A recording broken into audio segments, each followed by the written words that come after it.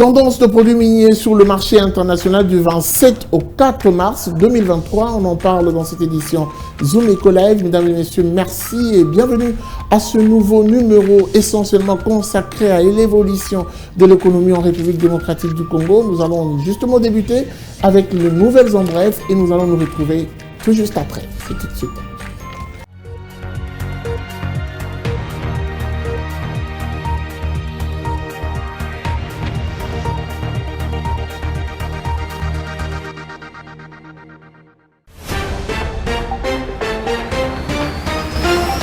Débutons ces nouvelles en bref avec la tendance générale de prix de principaux produits agricoles et menus forestiers d'exportation de la République démocratique du Congo, qui est stable sur le marché international pour la période allant du 27 au 4 mars 2023. C'est ce qu'indique la projection des experts de la Commission nationale de mercurial du ministère du Commerce extérieur. D'après ces experts, seul le cacao devrait afficher une tendance haussière cette semaine à 1,48$ le kilogramme contre 1,41$ le kilogramme la semaine passée, soit une hausse de 0,7$ américains. Autre information, d'après le rapport des experts de la Commission nationale de mercurial du ministère du Commerce extérieur, le minerai de l'étain devrait enregistrer une baisse sensible cette semaine sur le marché international. En effet, l'étain dont la RDC est exportateur devrait se négocier à 26 681$ la tonne cette semaine contre 27 715$ la tonne la semaine passée, soit un écart de prix négatif de 1034$ américains. Plus de détails sur Zoom Eco Connect. Poursuivons ces informations avec le président de la République française Emmanuel Macron qui appelle à un changement de paradigme dans le partenariat France-Afrique. En effet, le chef de l'État français souhaite que l'aide au développement soit plutôt remplacée par un investissement solidaire et un partenariat France-Afrique. Plus de détails sur Zoom Eco Connect. Enfin, la société française Airgreen Invest qui a conjointement créé le fonds AfroGreen Debt Impact Fund avec Ecosys Advisory a annoncé le vendredi 24 février 2023 avoir mobilisé 92,3 millions de dollars américains pour financer les projets d'énergie renouvelable dans le marché émergent. En effet, ces fonds serviront essentiellement à financer des centrales solaires hors réseau et en réseau et à accompagner la transition énergétique de PME africaines.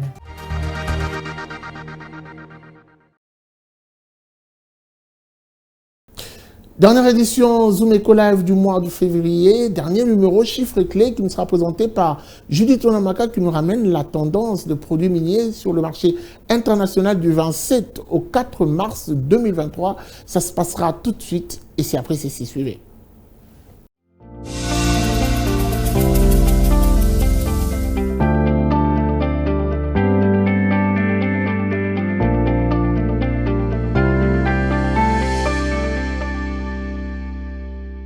Judith Onamaka, bienvenue. Merci Guy. Avec vous, nous allons finir le mois de février avec ce numéro essentiellement consacré à la tendance de produits miniers du 27 au 4 mars 2023. Mais avant tout, j'aimerais qu'on prélève la température. Parlons de taux d'échange, qu'est-ce que l'on doit retenir? Voilà, en nous attelant sur la cote de bourse en République démocratique du Congo, on peut démontrer que les réactualisations du taux à la Banque centrale s'énumèrent de la manière suivante, suivant bien entendu les trois devises fréquemment utilisées dans la capitale. Alors, $1 se change à 2,35 francs, un franc CFA se coopère à 3,29 centimes et 1 euro s'altère à 2162 francs. Prenons à présent la facette marché parallèle. Nous avons ciblé particulièrement Mombélé et dans cet endroit, $1 vaut 2220 francs, un franc CFA se négocie à 3,40 centimes et 1 euro vaut 2300 francs. Alors parlons justement de cette tendance générale de produits miniers sur le marché international. Qu'est-ce que l'on doit retenir? Principalement, on peut également citer l'étain et d'autres produits. D'après les experts de la Commission nationale de mercurial du ministère du Commerce extérieur, le minerai de l'étain devrait enregistrer une baisse sensible sur les marchés internationaux. En effet, l'étain dans la République démocratique du Congo et l'exportateur devraient se négocier à 26 681$ américains la tonne cette semaine contre 27 715$ américains la tonne la semaine passée, soit un écart de prix négatif de 1034$. Il faudrait noter que cette semaine n'augure pas des bonnes perspectives pour les principaux produits miniers exportés de la République démocratique. Alors, vos détails nous renvoient beaucoup plus vers un seul produit. On parle ici de l'étain. Tout à fait. Mais que dire des autres produits miniers? Voilà, hormis l'étain, le cobalt devrait aussi chuter cette semaine sur le marché international à 35 012 $ américains la tonne contre 37 596 $ américains la tonne la semaine passée, soit un écart négatif de 2 584 $. Les projections de la Commission nationale de mercurial notent également que le zinc devrait chuter cette semaine à 3 090 $ américains la tonne contre 3 107 $ américains la tonne la semaine passée, soit un écart de prix négatif de 7,95 $. L'or chute cette semaine à 56,16 $ le gramme contre 60,03 $ le gramme la semaine passée, soit une baisse de 3,87 $. La même source note également une baisse de prix du minerai d'argent qui devrait se vendre cette semaine à 0,70 $ le gramme contre 0,71 $ américain le gramme la semaine passée, soit une baisse de l'ordre de 0,01 $. Voilà, vous parlez justement d'une baisse. Moi, j'aimerais plutôt que l'on parle de ce produit qui vont subir une hausse, bien sûr légère en cette période. Quels sont ces produits? Voilà, il s'agit du cuivre et du tantal qui devraient se négocier respectivement cette semaine à 8 999 $ américains la tonne contre 8 905 $ américains la tonne la semaine passée pour le cuivre, soit un écart de prix positif de 94,45 $. Le tantal devrait se vendre quant à lui à 384 $ américains le kilogramme cette semaine contre 380 $ américains le kilogramme la semaine passée, dégageant ainsi une hausse de prix de 4 $ américains. Nous avons fini avec vous, Juliette Wanamaka. Bonne fin du mois de février à vous. Merci à vous.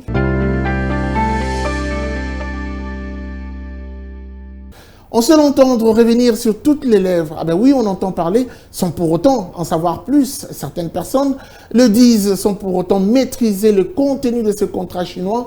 Nous avons voulu pour vous ramener des précisions, mais également des détails avec ce dossier du jour qui fait ou qui met un accent sur le contrat chinois. Et ce dossier nous sera présenté par Aris Mbenga. C'est tout de suite.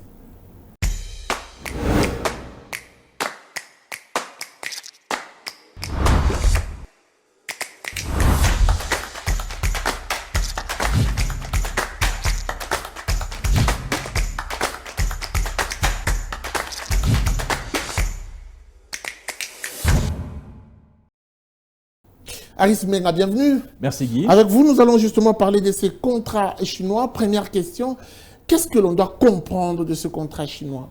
Alors, pour revenir sur les termes du contrat chino-congolais, c'est dans ce cadre de cet accord en vertu duquel les groupes chinois, c'est-à-dire Sino Hydro Corporation et China Railway Engineering Corporation, donc ces deux sociétés qui ont accepté de construire donc les infrastructures, c'est-à-dire les routes, ponts, hôpitaux, fournitures d'eau potable ou encore universités, en échange d'une participation de 60% de Sicomine, donc la société sino-congolaise des mines. Et c'est dans le cadre de ce deal qui a été surnommé d'ailleurs à l'époque la signature de son contrat, donc le contrat du siècle où ces investisseurs chinois se sont engagés comme ça à consacrer 3 milliards de dollars américains des projets d'infrastructure, en tout cas en avantage du gouvernement de la République démocratique du Congo. Oui, on avait pas cette revers de la médaille qui parle également de la construction des écoles, des hôpitaux, mais aussi des universités. Lorsque l'on présente le contrat, on a comme l'impression qu'il ne s'agit que de routes. Mais j'aimerais qu'on rebondisse un peu sur le tout dernier rapport. Vous en avez fait également mention, je suppose, de l'inspection générale des finances qui revient un peu sur le fait où est-ce que le bas blesse. Alors, d'après le dernier rapport qui est paru entre le 16 et le 17 février de cette année 2023, où l'IGF stipule dans son rapport que la société Sicomine n'a jusqu'alors investi que 822 millions de dollars américains des infrastructures signées, en tout cas qui ont été signées dans le cadre de ce contrat. Et donc, l'IGF a estimé, dans son rapport consacré notamment à l'évaluation de ce contrat du siècle, où les entreprises chinoises s'étaient engagées, bien sûr, qui ont engrangé jusque-là, donc depuis 2008 jusqu'à aujourd'hui, qui ont engrangé environ 10 milliards de dollars américains, où malheureusement, les infrastructures qui ont été signées dans le cadre de ce contrat au bénéfice de la République démocratique du Congo se limitent quant à elles qu'à 822 millions de dollars américains depuis 2008. Donc, c'est une des raisons qui pousse en tout cas le gouvernement congolais à cette révisitation de ce fameux contrat, si on peut le dire en termes clairs, consacré aux ressources naturelles contre infrastructures signées avec la Chine depuis 2008 sous l'administration de Joseph Kabila.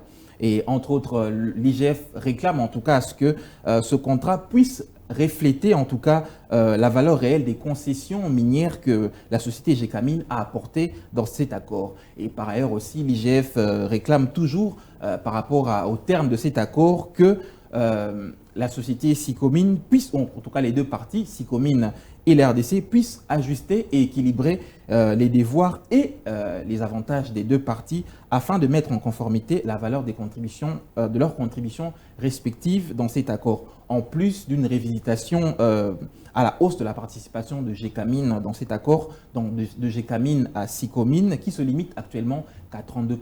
Et donc, si on comprend bien, il ne s'agit pas d'une résiliation de contrat, mais plutôt une révisitation selon ce que demande l'IGF. Exactement. Merci beaucoup à vous, Harris, pour ces précisions. Je rappelle que c'était le tout dernier dossier du mois de février. Exactement. Petit tour au Congo central pour parler de ces assises qui se tiennent principalement à Mbouela, une sorte d'évaluation des engagements pris entre le gouvernement et le bon syndical. Et pour en parler, nous sommes en ligne avec le porte-parole de l'intersyndicale, M. Matondo. Première question, avant de commencer d'abord, M. Matondo, bienvenue à vous. Oui. Première question, dites-nous exactement quelle est l'ambiance et le climat qui caractérisent ces travaux sur place à Mbouela. Oui, le gouvernement nous avait présenté une enveloppe et à l'issue de cette enveloppe, nous avons dit que cette enveloppe n'était pas vraiment suffisante et nous étions sortis. On attendait que le gouvernement se concerte pour chercher un peu à augmenter ces enveloppes et maintenant ils sont appelés. Nous rentrons dans la salle tout de suite là, nous rentrons dans la salle pour qu'ils nous présentent l'enveloppe en question. Alors, certaines informations qui nous parviennent depuis quelques heures font état d'un boycott de la part de l'intersyndicale. Est-ce vrai que vous avez tourné le dos au gouvernement congolais? Oui, du fait que nous avons déjà présenté une enveloppe, ça montre qu'ils ont la volonté parce que dans des années passées, quand on venait ici, il n'y avait rien. Il n'y avait toujours rien là qui était prévu, mais cette fois-ci, il y avait quelque chose qu'ils ont prévu que nous avons trouvé un peu insuffisante. C'est comme ça que nous avons demandé à ceux qui puissent un peu augmenter. Nous rentrons maintenant dans la salle pour en savoir plus. Alors pour finir, vous parlez justement de l'enveloppe. Est-ce que c'est la question qui arrive? Vous êtes là avant tout et prioritairement pour l'intérêt de l'enseignant et non pour l'intérêt de vos ventres? Justement, nous sommes ici pour les intérêts des enseignants. Et en plus de cela, c'est une évaluation. Ici, on n'est pas venu négocier. On n'est pas venu négocier, mais on est venu déjà constater ce qui est prévu pour nous pour ce budget 2023 parce que les actions étaient, toutes ces actions-là, on disait toujours budget 2023. C'est comme ça, on a déjà anticipé pour en savoir plus. Heureusement, on a anticipé, on est avec eux parce que si on attendait seulement qu'ils agissent, on allait être surpris avec l'enveloppe qu'ils devraient nous octroyer. Donc c'est ça, en tout cas nous sommes ici pour les intérêts des enseignants et il faut que l'enseignant puisse se retrouver. Merci beaucoup à vous, M. Matondo, pour cette précision. Je rappelle que vous êtes porte-parole de l'intersyndicale. Merci. Restons toujours en Mbouela pour prendre cette fois-ci la réaction du banc gouvernemental. Il s'agit ici de M. Bob. Il est cadre au ministère de l'EPST. M. Bob, bonjour. Oui, bonjour, M. Guy Chombo. Nous venons tout à l'heure d'échanger avec le porte-parole de l'intersyndicale. Monsieur Bob, pouvez-vous nous dire et nous rassurer que le climat de ces échanges est favorable? Donc, les travaux évoluent très bien dans un climat vraiment de sérénité entre le banc syndical et le banc gouvernemental. C'est pratiquement depuis le 22 février que nous avons débuté les travaux et jusqu'à présent les travaux continuent.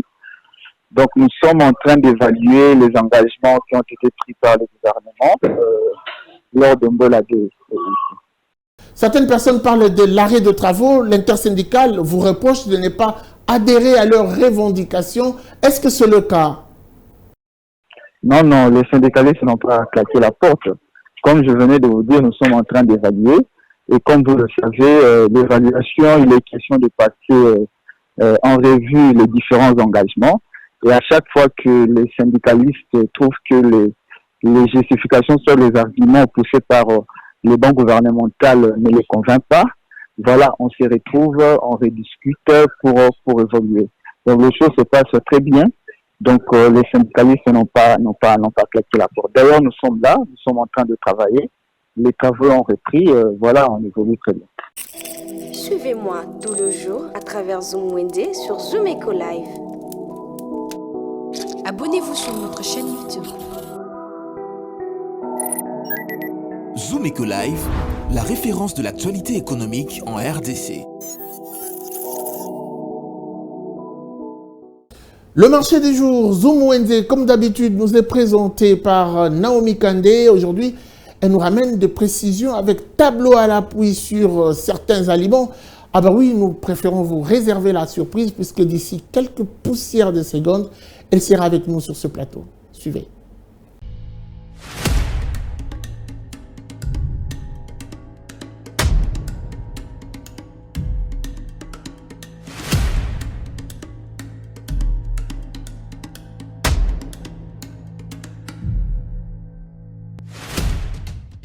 Voilà, nous sommes déjà sur ce plateau avec vous, Naomi Kandé, bienvenue. Merci Guy. J'aimerais commencer par vous parvenir des questions qui nous sont posées par certains téléspectateurs, notamment le directeur de cabinet du ministre Patrick Mouillera, il s'appelle Nico Yanza, il fête son anniversaire d'ailleurs aujourd'hui.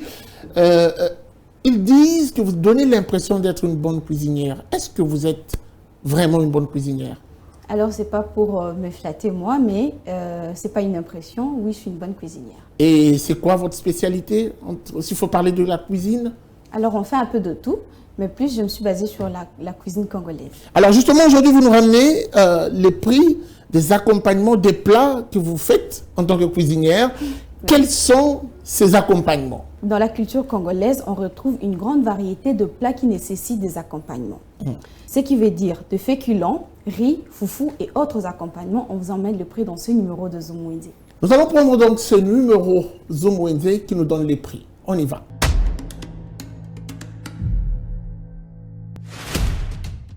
Commençons ces nouveaux marchés avec un écolo de manioc qui se vend à 3 000 francs. Les semoules jaunes coûtent 3 500 francs. Pour les amoureux de semoules blancs, un écolo revient au prix de 3 000 francs.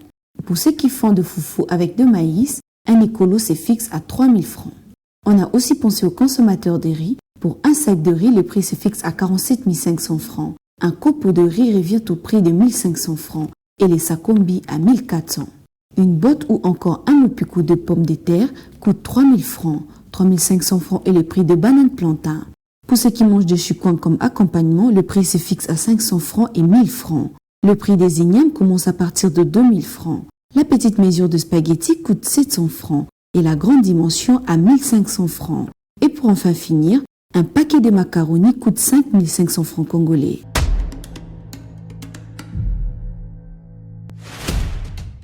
Voilà, on a tout compris. C'était un plaisir d'être avec vous sur ce plateau. Merci beaucoup à vous, Naomi Kandé. Merci Guy.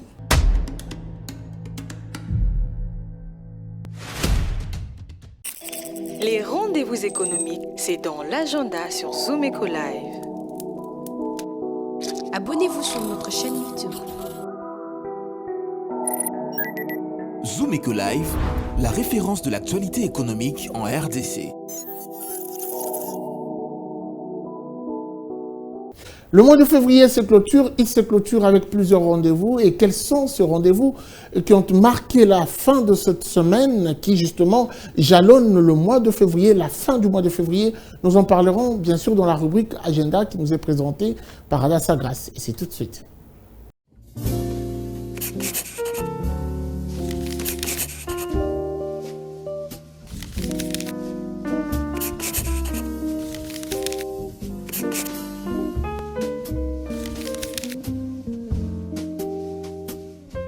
Bienvenue à l'agenda. Voici les entrevues du jour. La mission économique RDC Maroc avait débuté le 27 février dernier à Casablanca et à Rabat avec comme objectif d'impulser une nouvelle phase active d'échange économique entre le Royaume de Maroc et la République démocratique du Congo. Nous signalons que cette activité se poursuivra jusqu'au 7 mars prochain. Un rappel, la 59e édition du Salon international de l'agriculture avait débuté le 25 février dernier à Paris, se poursuit jusqu'au 5 mars prochain. Cette fois-ci, Complexe Congo-Japon organise une nouvelle session en organisation et management des événements qui débutera du 7 jusqu'au 18 mars prochain à Kinshasa, de 10h30 à 13h30 pour la première vacation et de 16h à 18h pour la deuxième vacation. L'inscription est fixée à $5, la participation à $50. Et pour finir, le Forum économique international sur les finances et le développement durable débutera du 9 jusqu'au 11 mars 2023 à Bruxelles. Merci de nous avoir suivis. Au revoir.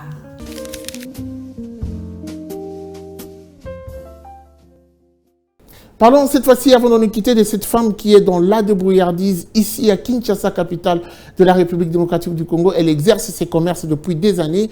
Elle est dans la vente de crème. Ah bah oui, une activité qui paraît pour certaines personnes anodine, mais qui lui permet de s'organiser chaque jour qui passe. Cette femme a accepté de nous ouvrir sa porte. Elle en parle dans la rubrique article 15.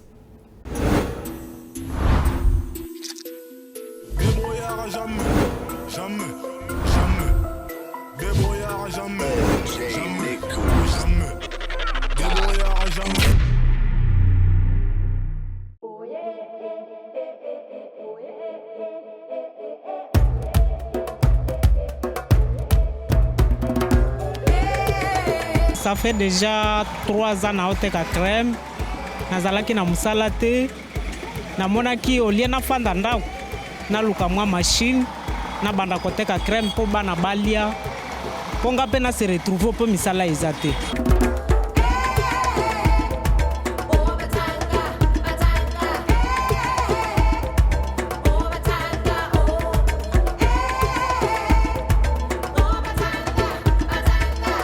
Koteka crème ça va olia ya kofanda na ndako mpo na ndako na okufa na nzala na okoka kovivre te kofanda na ndako mpo na bima na ya na mwa quelque chose er na oteka.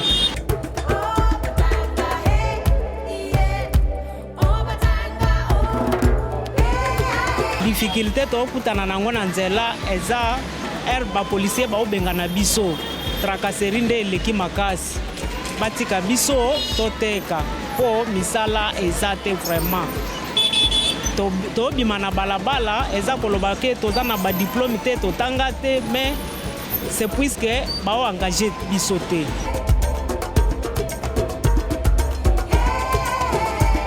Bamama bafandi batelema mpe batelema babima na kobima nzambe azosunga tozozwa ata mike mike oyo tokoki koleisa bana.